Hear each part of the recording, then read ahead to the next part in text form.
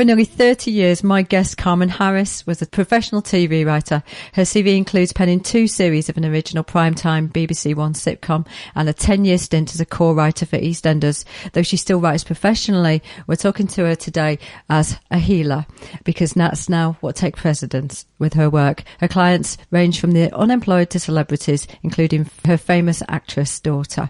So hi Carmen, thanks for joining me today. Hi Debbie. Now, you've got a new book out called Shit Happens, Magic Follows, Allow It. I love the title, Yes. I have to say.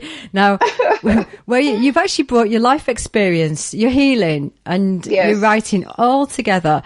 But what was your need to write this particular work and to express yourself in the way you've done in this book? Well, I didn't realise there was a need to write a book initially. Really, my need, first of all, was to just put down my feelings on paper in the form of a journal. I just felt that I had deep feelings about life and about connections, and I just wanted somewhere to express those. And suddenly, the journal became the book. Well, not suddenly, but that was the transition from the journal to the book. I'm not sure at what point. I tell you what it was. Several years ago, I attempted to write a book on healing, and I was at the very inception of doing this work, and it was wondrous to me. And I suppose it was a way of trying to understand what it was I was doing, and it didn't come about basically. And when the journal started, making itself heard to me, that's when I thought, oh my gosh, I've got this work here and I've got the journal, and actually that's a much better way to go at it from my own truth.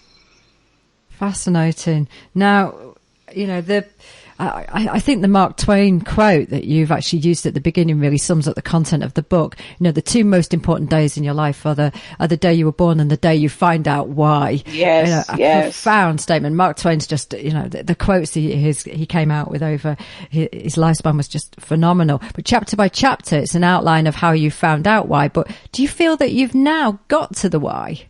I don't think we ever do, actually, and I don't think it's a day. I think it's a slow progress, and as Steve Jobs said, you don't actually add up the dots going forward. You add them up going backwards, and you don't see the progression whilst you're in it. You're living the day to day, and there's not one day that you wake up and you think, oh my God, I get it. You don't. It's an accumulation of experiences.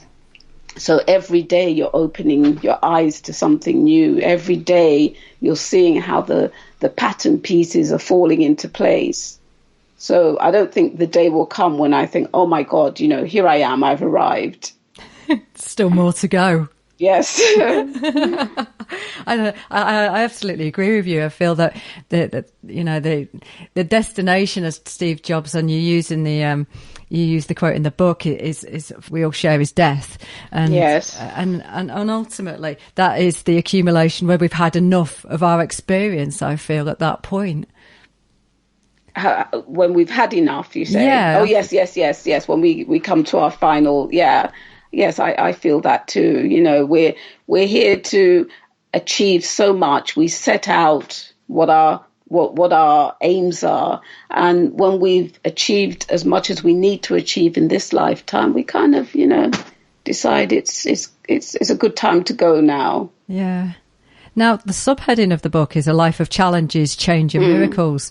And one of the messages that I personally gained from reading your book was how very few of us have easy lives. And you can look at other people, but actually we're all having our own experiences, and they're like cake ingredients. Basically, they build up to ultimately you have the cake at the end. And in hindsight, you talk about hindsight and how it's allowed you to have true insight into the fact that all of these experiences, you say, have been accumulative and have led to the life that you're meant to have led. And it all turns out all right in the end. I think so. I definitely think so. And, you can go through life beating yourself up, thinking that you've got a terrible life. But, like you just said, we're all going through it.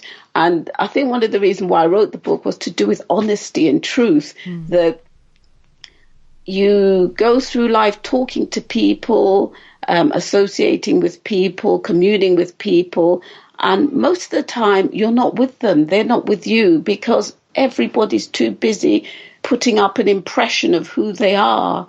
And most of the time we don't want to share the difficulties. It's like Facebook. We take 600 pictures which aren't up to scratch to get the one that's perfect. And that's the one we present to the world. Yeah. And we're all doing that. But really, actually, when we sit around the table, as I did yesterday at lunch with two friends, you have these conversations and you're skating on the surface. And it's not until one of you decides, hang on, I'm going to be really truthful here. And everyone else, they kind of loosen their belts and they start to breathe and they start to share their stuff. And you realize we're all in the same boat. Yes.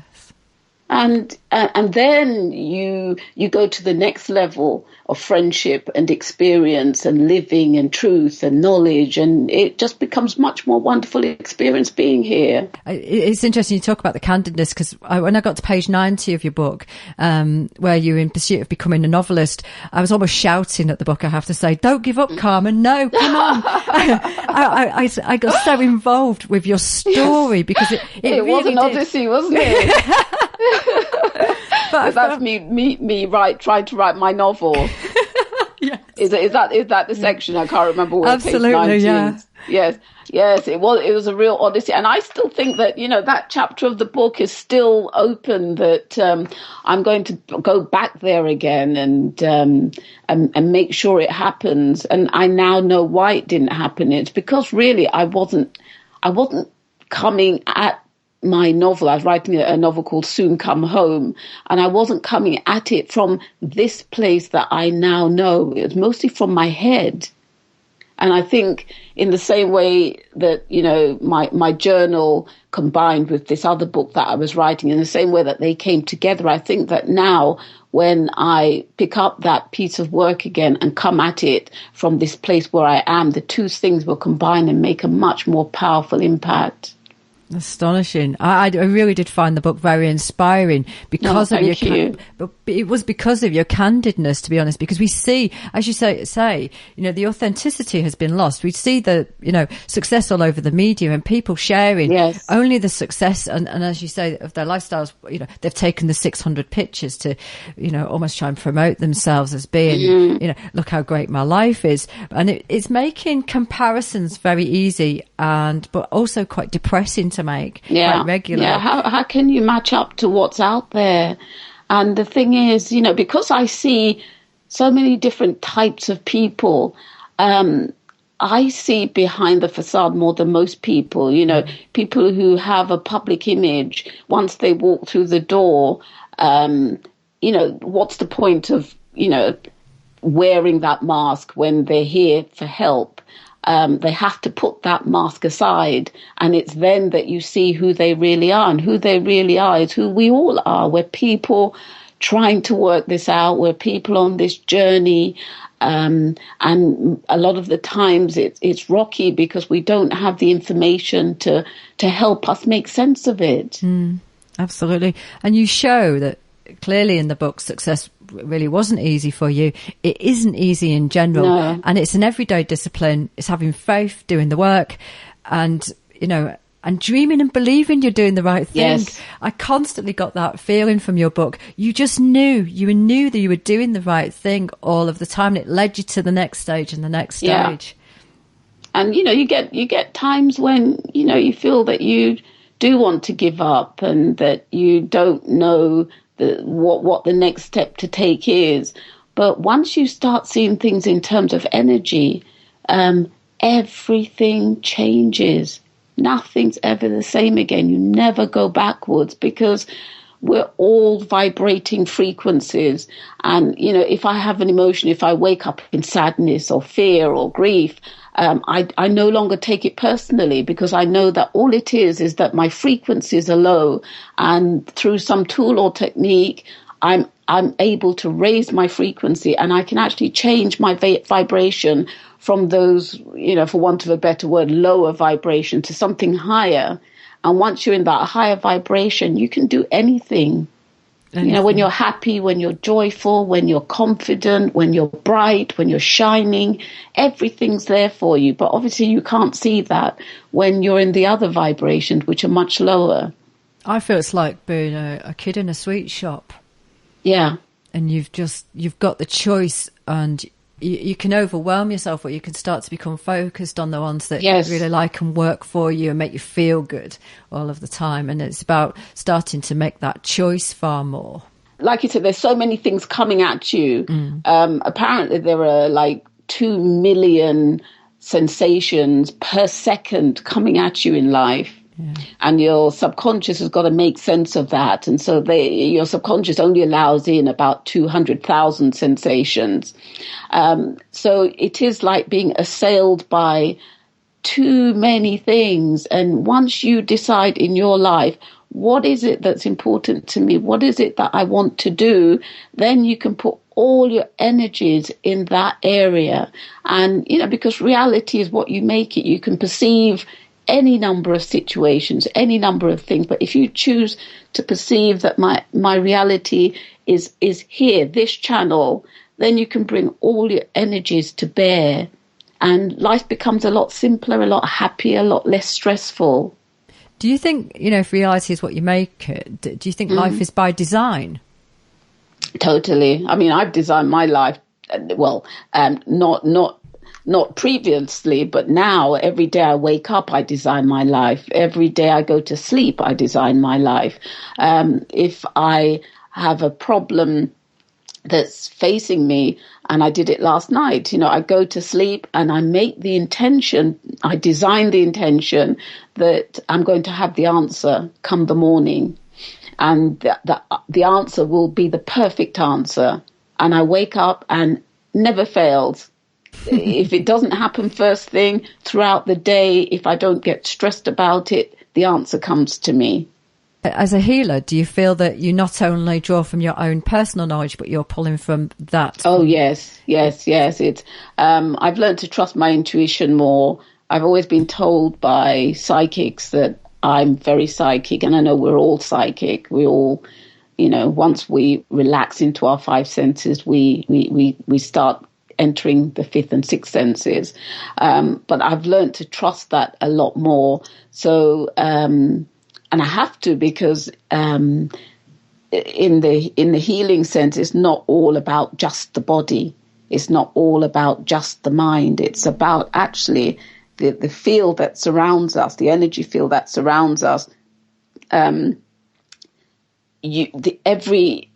that happens to us physically, that manifests physically, is manifesting in the field around us first. So, for example, if somebody has a chest complaint, you can feel in the vibration around their chest this complaint. But before they felt it, it would have been there.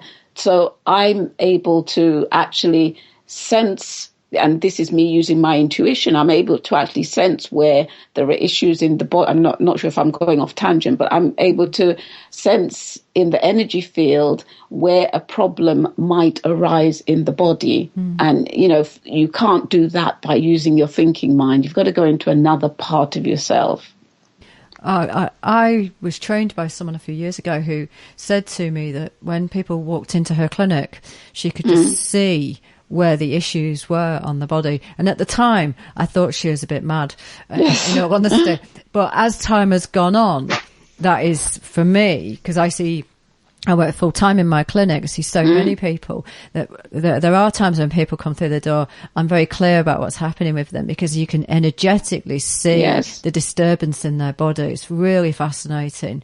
And also, we all sense the energy in different ways. So I can't I can't really see things. Some people can see auras and so on. I can't, but I've always had a great sensitivity to the energy around people. When I was younger, I just had feelings about people which were invariably right. And latterly now I can feel that energy with my hands. So I'm not such a visual person, but it's just a feeling and a knowing about people that comes to me. So what's the feeling that you get in your hands? It varies. So when I'm exploring someone's energy field, if they're vibrating if they're in alignment with themselves, if they're healthy, if they're happy, if they're contented, it's and I think I expressed it like this in the book. It's like your hand just flowing through water. There's no obstruction. But if there's a problem there, that problem can manifest in my feeling any range of things. So it could be, and often when I'm feeling it, the person feels it as well. So they'll say, I feel a tingling in that part of my body where your hands is, or I feel a heaviness or a dragging, or it feels dull, or it feels dead, or it feels painful. Often when the problem is quite chronic, my hands really hurt. Yeah. They burn and they hurt. So it just varies, really. That's fascinating. The reason I asked is because, I will test with my hands, and if for me it will slow my hand down, or I can hear sparking, or my hand starts to click. Absolutely fascinating. So it's almost like my joints are clicking, which I actually don't get normally. And I'll do that in front of the mic so you can hear. And but as I bring my hand over someone, I feel either pins and needles. Yes, that too. And another interesting thing is that this happens quite a lot, actually. As I'm moving my hand, as I'm talking to you, I'm just moving my hand expressively. Yeah. there's nothing happening because, the intention isn't actually to feel the vibration of the cushion that I'm leaning against. But when I'm with a client, when I make the intention that I'm feeling the aura, I'm looking out for what's there, often what happens is, I feel this very cool breeze enveloping my hand and going past my hand. So it's I know it's not me waving the air. I'm waving the air now. I'm fanning the air. Nothing's happening. It's a very distinct, cool breeze. And so many times my clients have felt it. So it's something apart from me if they're feeling it. And do they have to be with you for you to do that work, or can you work remotely on them? Oh, I work remotely as well. Yeah. Yeah, fantastic. And they feel the same. Yeah. The same stuff. Yeah. And do you want to just explain what's potentially happening there for the audience who are kind of thinking, how can that be the case? You mean remotely? Yeah. Well, like I say, we're all energy, we're all frequency, and this isn't woo-woo stuff. This is actual science, that we're all vibrating. Everything in the universe vibrates. In fact, I've got, just a quick aside, I've got something on YouTube. It's a 4-minute transformational video. If you search Carmen Harris FAST, FAST exclamation mark, it's a 4-minute video which kind of proves this notion that, distance isn't relevant at all in terms of healing.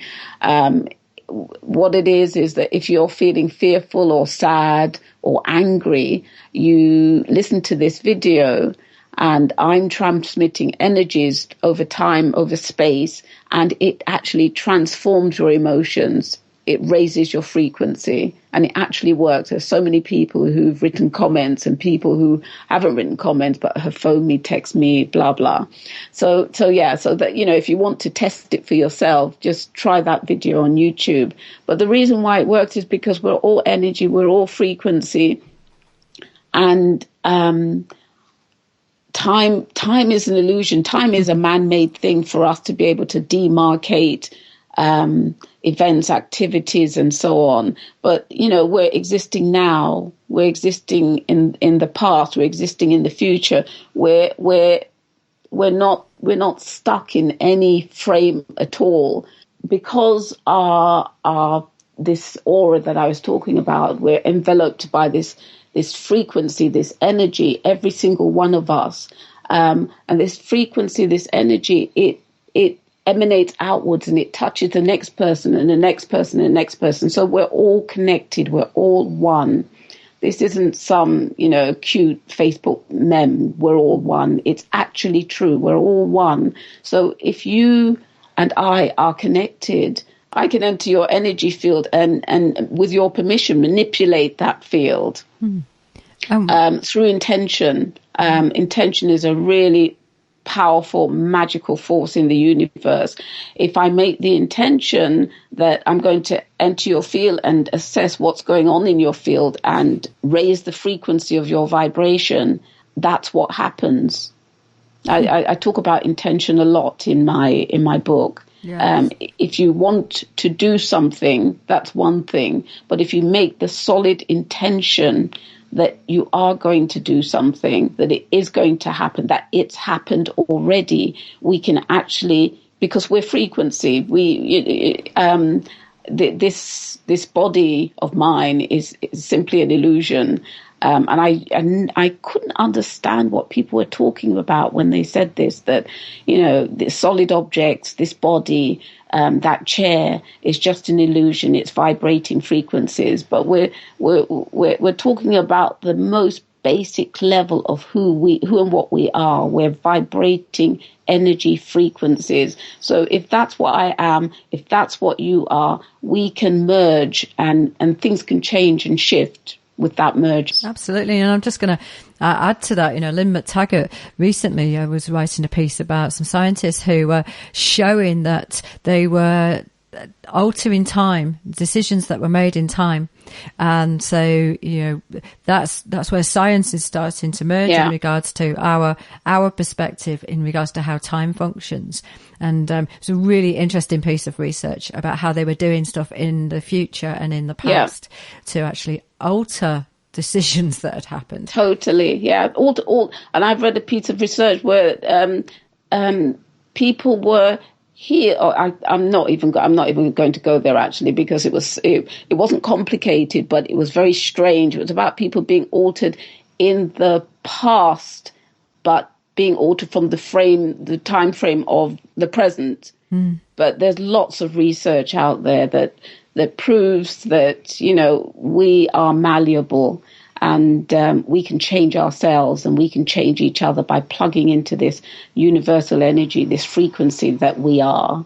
And that we're giving off something, we're transmitting something, because, Rupert Sheldrake's work talks about, your animals know when you're coming home, and he's got the book. And I know that my dog's always waiting there, ready for me as I come. Yes. And so they're more attuned to the energy frequencies than we are. Absolutely. Yeah. And that's why birds know when and how to migrate and flock and make formations together. They're actually attuned to the frequencies in the universe. And all of this sounds very strange. And, there was a time in my life I would have thought, well, what the hell is this person talking about? But you have to trust. There's a point in your life where you have to trust that there's more here than we're given to understand. You flick the light switch and you don't give a moment's thought how this electricity, how this invisible force actually does all this stuff around the house. You just flick the switch. Well, in the same way, there comes a time when you're just going to have to flick the switch with your belief.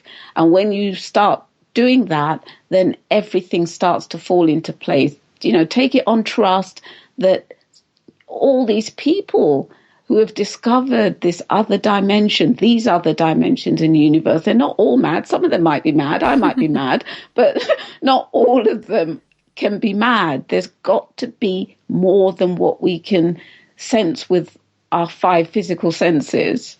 I've had some astonishing experiences. I was hugely sceptical over 16 years ago, but some of the personal experiences I've had they've they've been almost like slapping me around the face in regards to wake up, woman, wake up, don't be so silly. Yeah. And each time it's helped me to move forward and grow, and I've had to look at the world in a very different light every single time. It forces you to. It forces you wake up in the morning and you do sometimes forget, and you kind of fall into this illusion that, the world is heavy and dense, and it's just this that I'm touching or smelling or feeling or seeing, and that's all there is. And it's a very lonely world when no matter who you're with, but when you're disconnected like that, it's a very lonely world because it's very limiting.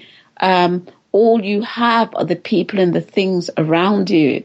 But once you know that actually life existence is way beyond that, you start connecting with everyone and everything, and there's no way you can ever be lonely again.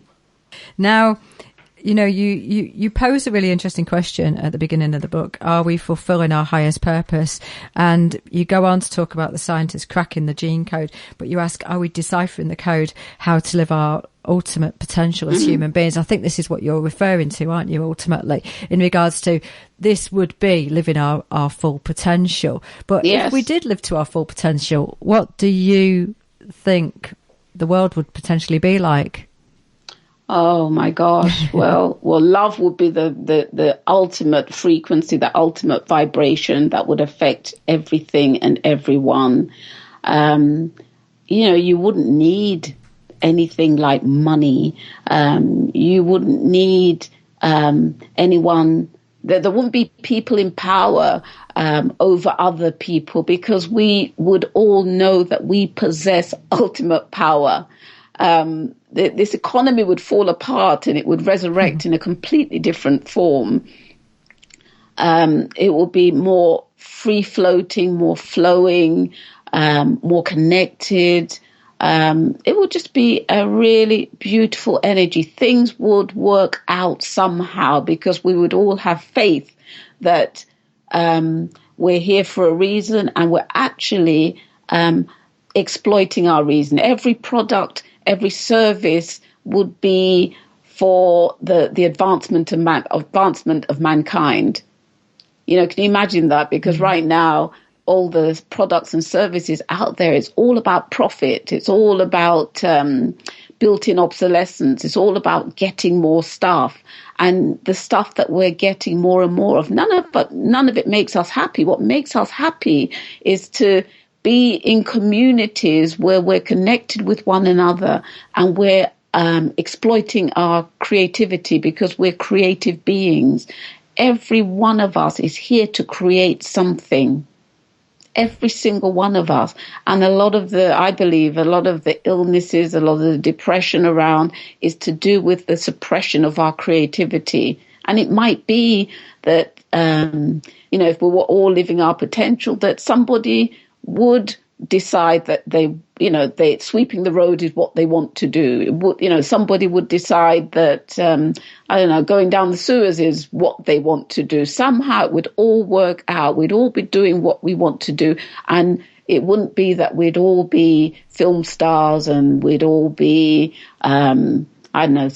singers and whatever your idea of the ideal is.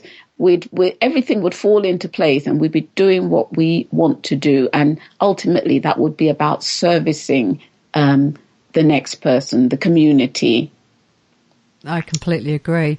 And you actually quote Jack Kerouac in the book, all beings are dream beings. Dreaming ties all humankind together. I think it's a brilliant quote. I'd never come across that Jack Kerouac quote, to be honest. But I think you're absolutely right in regards to creativity. And you've used dreaming as part of your creative process, haven't you? Oh, dreaming's a big part of my life. And I was very connected to my dreams as a child. My dreams were the doorway through which I could access anything I wanted. And that's when I first, and we all first encounter magic, because the dream state is actually we have this notion, and it's all to do with separation. Everything we do in this three-dimensional life is to do with being separate and apart from ourselves and other people. And we have this notion that dreams is something weird that happens to us when we go to sleep. But actually, it's another dimension, it's another reality of ourselves. It's another existence that we inhabit. This existence here, this three-dimensional existence, is another dimension, another reality. Only that we have physical bodies in this dimension. So it's what I'm saying is that the dream state is an extension of ourselves. And so it's very powerful because whatever we dream, we can actually bring into this physical reality. And so, yes, dreams for me have always been it's been the starting place for manifesting, for recognizing who I am, for solving problems. So, you can actually guide your dreams. You can program yourself to do what you want to do in a dream. So if you want to solve a problem, you set that up before you go to sleep. And it's the most powerful thing because you bring back the goodies into this reality. I made a rule a few years ago, which was I don't answer client emails until the next day, which means that I read them.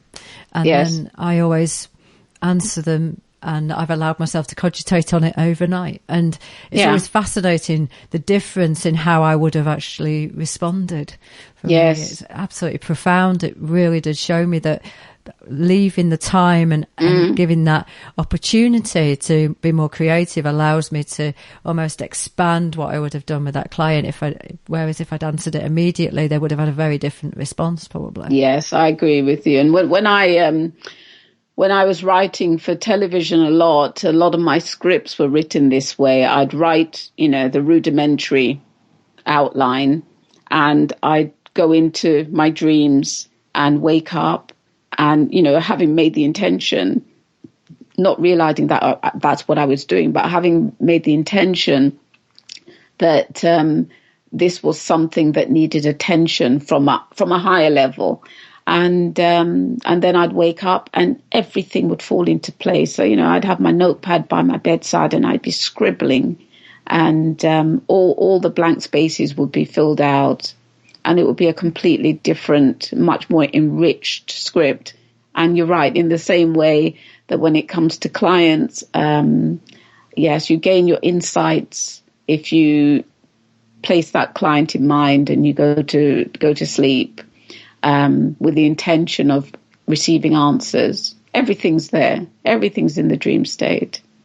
And it's obviously worked well for you because actually 10 years on a sitcom is actually quite a long time, isn't it? Yes, yeah. Yeah, a bit too long, I think. I heard the call to leave for a number of years, but you don't, do you? Because all the fears about stability and security and money and status and all those things.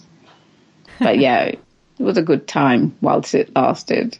Well, in some respects, it gave you the opportunity to have those hellish comforts, rigid routines and limiting beliefs.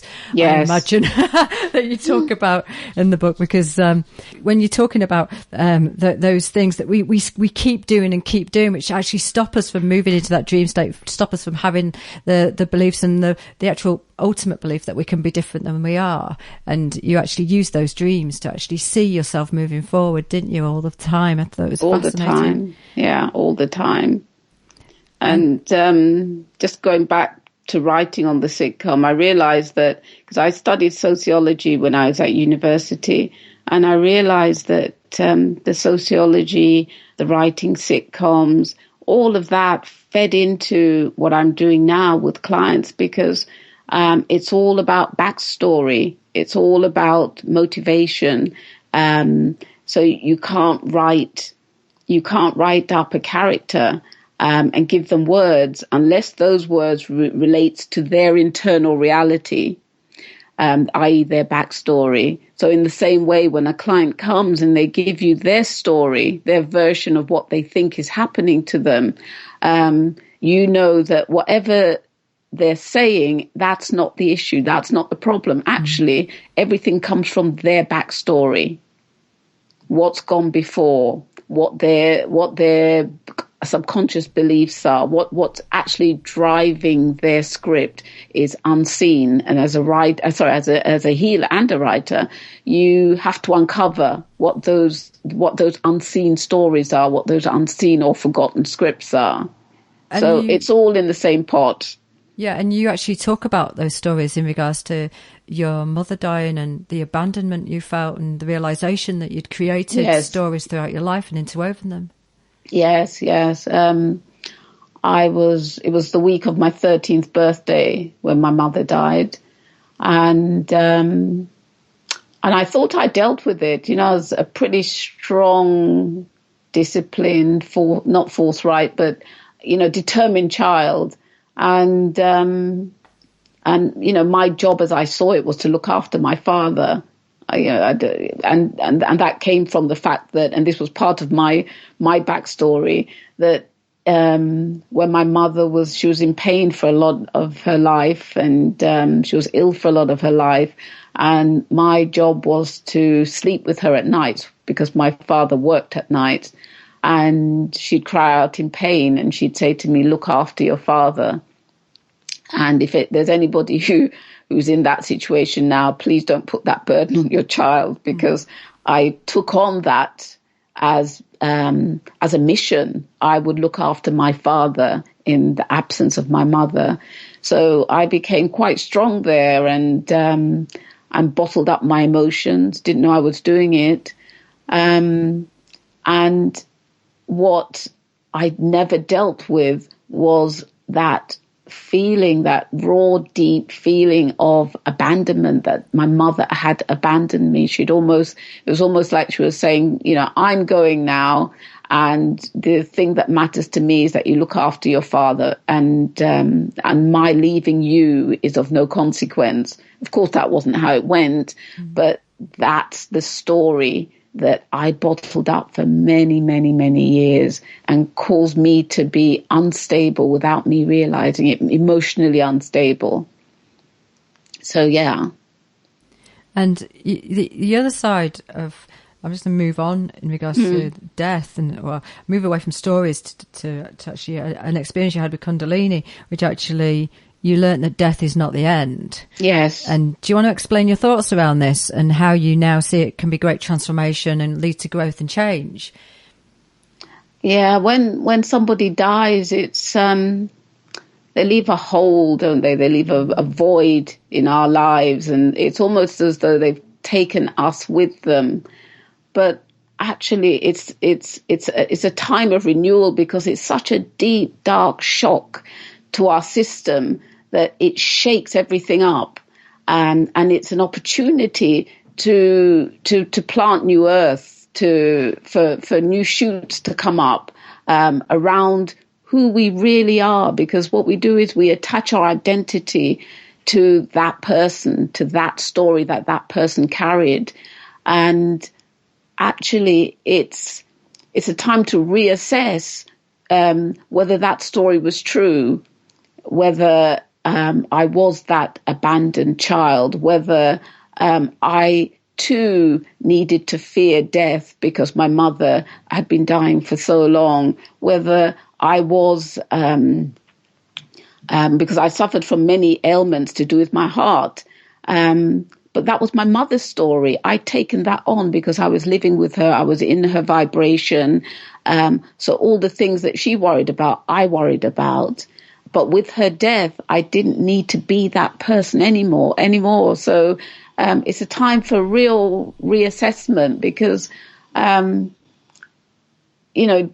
isn't the end. My mother's still with me. Every psychic I've been to have said, "Oh, your mother's here. She's sitting by you."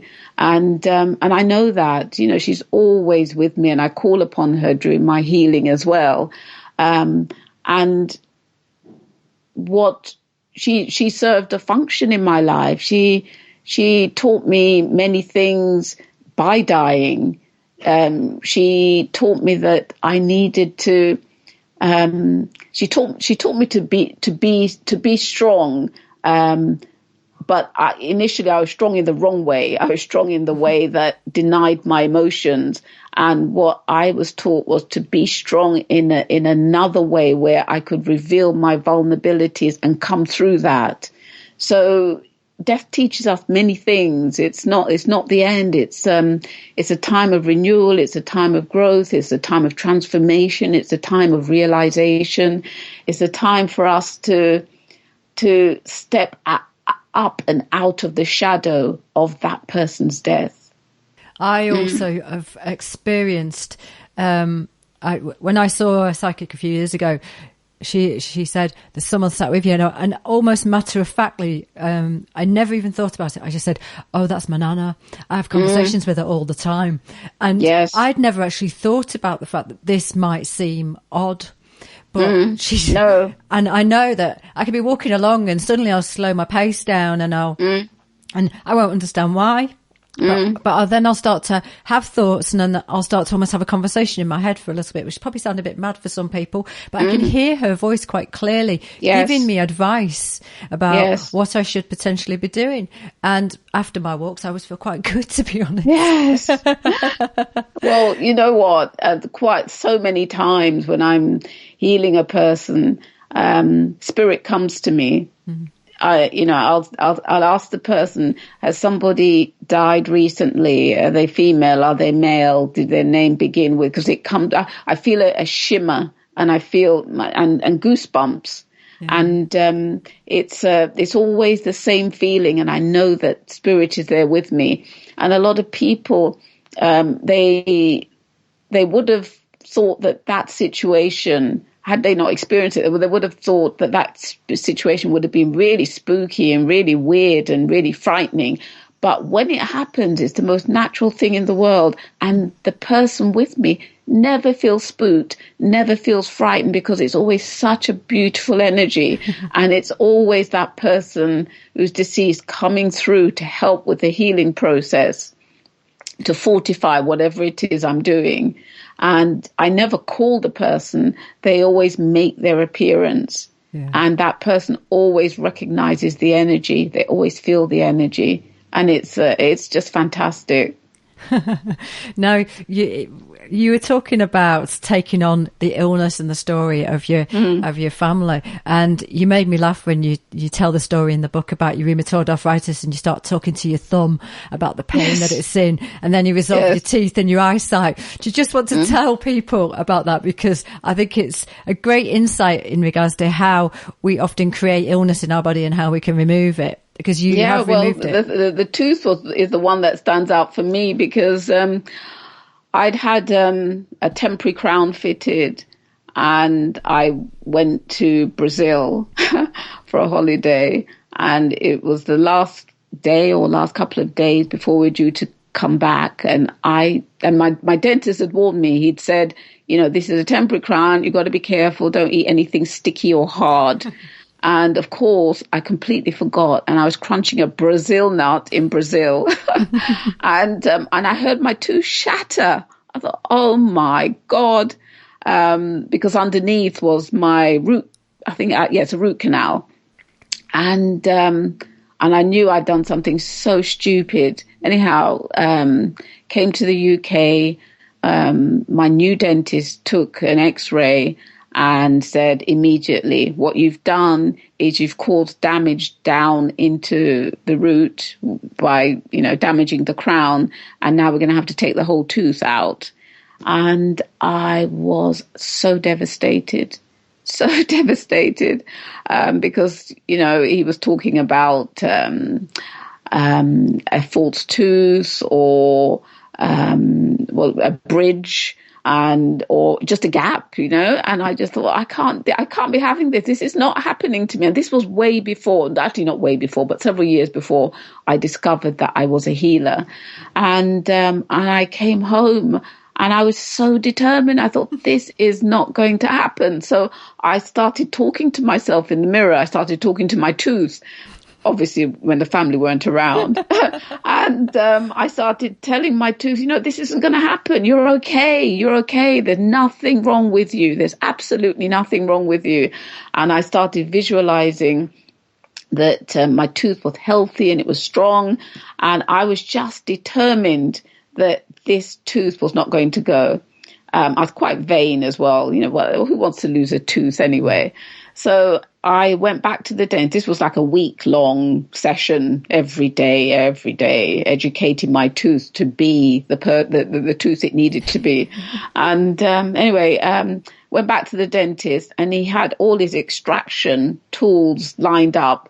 And I just thought, no, I'd rather run out of here, get a second opinion than have this happen. So I said to him, and it was an Indian doctor, and I asked him if he believed in the power of visualization, the power of intention, and I don't know whether he knew what I was talking about, but I said, look, please, I just want you to take a second X-ray. I need a second opinion on this.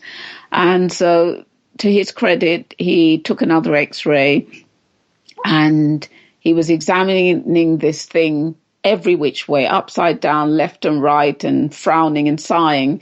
And he suddenly turned around and he said, I think we can save the tooth. And it was just hallelujah time. And, someone might argue, well, maybe he didn't look at the X-ray properly the first time, or whatever. But I just so know, because I actually went in there with such a sense of conviction. This tooth is not going, and I've still got the tooth in my head. So that's an example of real, the universe coming into play when you set your intention. The power of intention. And it's clear from hindsight that you actually need to be careful what you wish for, don't you? Yeah, totally. Yeah.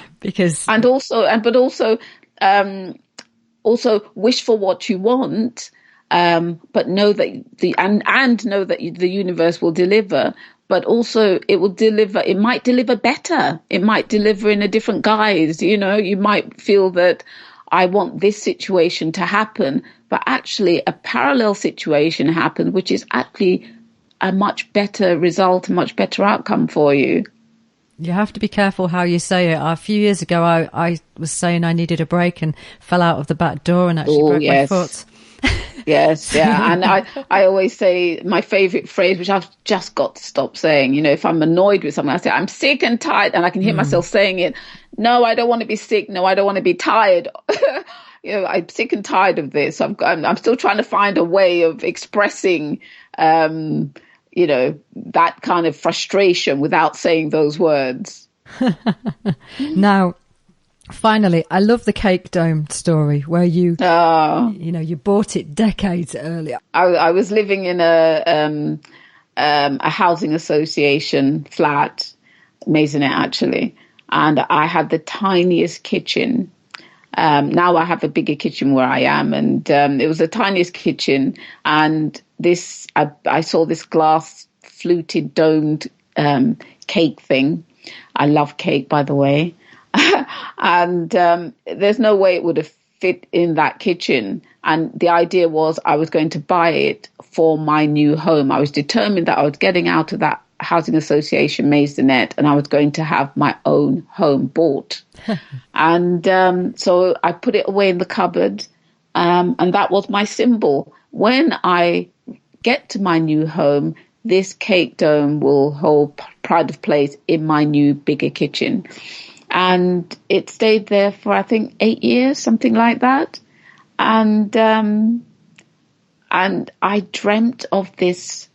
At some point, I dreamt of this big red brick house. And sometimes you get visions, you see images, and it has a resonance. And this had a resonance for me, this red brick house.